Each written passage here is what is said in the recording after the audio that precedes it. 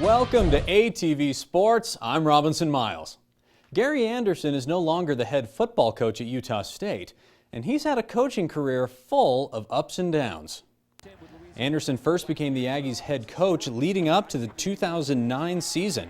Overall, he went 26-24 in 4 seasons, including this overtime victory against Utah in 2012, his last season with Utah State, when the Aggies went 11-2. Before the 2013 season, he became the head coach at Wisconsin, where he coached for 2 seasons and went 19-7. The Badgers went into this 2014 Big Ten championship game against Ohio State, ranked number 11 in the country, but lost 59-0.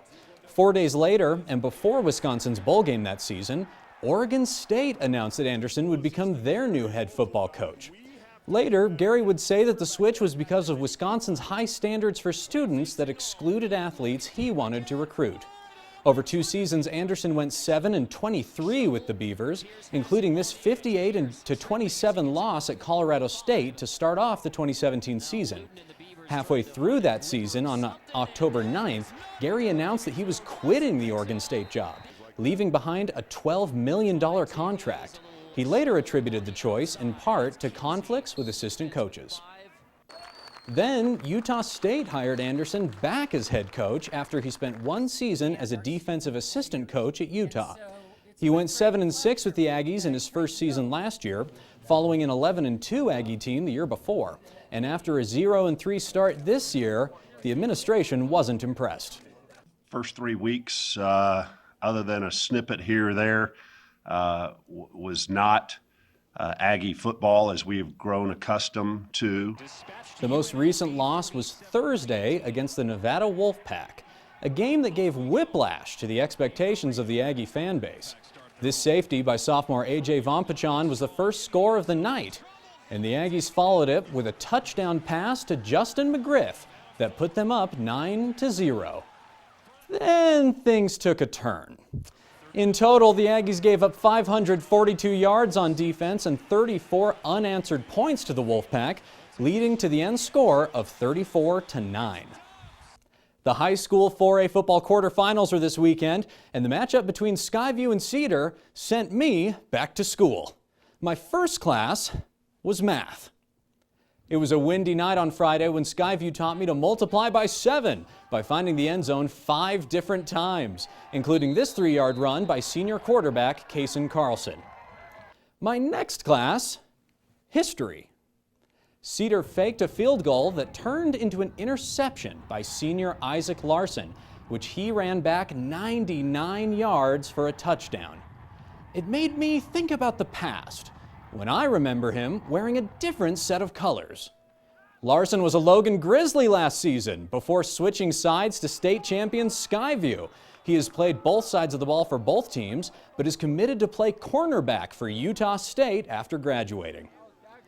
My last class was science. This game was a lesson in survival of the fittest. Skyview came in undefeated, and that wouldn't change, with the number 1 seed coming away with a 35-7 victory. Also in a quarterfinal matchup, number 4 Ridgeline took on number 5 Park City.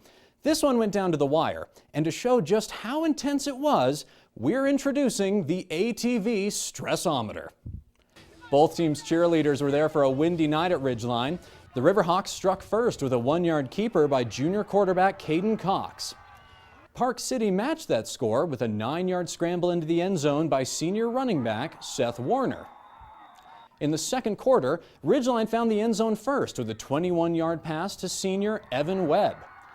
Then, when Park City was trying to punt it away, sophomore punter Matthew DeMarco couldn't keep his hands on the ball, and it turned into a scoop and score for senior Miles Eck. This made it 21-7 going into the half. Park City came back with a vengeance in the third quarter, starting with a 2-yard run by Miles Warner, his second touchdown of the night. The Miners evened the score with a deep pass to senior Trond Grizel, making it 21-21 to start the fourth. Only 8 seconds into the quarter, a double pass by Ridgeline to senior Jovesa DeMooney gave them their first score of the second half. The Miners answered with their own touchdown on a 26-yard pass to senior Troy de la Vega with 9 minutes, 1 second on the clock. Tied up once again, junior running back Noah White muscled his way 4 yards to another 7 points for Ridgeline. Less than 1 minute on the clock later, senior Park City running back Kirby Baines juked and jived his way over 70 yards to tie it up 35-35. Then, with only 7 seconds left on the clock, it was the Riverhawks who made the game-winning score on a pass to Jovesa Demouni, who made the catch and sealed the win for Ridgeline. And he left us with one single word of wisdom after sealing the game for his team. Peace! Let's go, baby, let's go! This is the furthest that the Riverhawks have gone in the playoffs and sets up a semifinal matchup between Ridgeline and Skyview. The Riverhawks could also be undefeated if not for their 17-14 loss to the Bobcats on September 17th. The rematch will happen this Friday at 3 at Skyview High School. That's all the local football news for this week. Back to you, Sarah.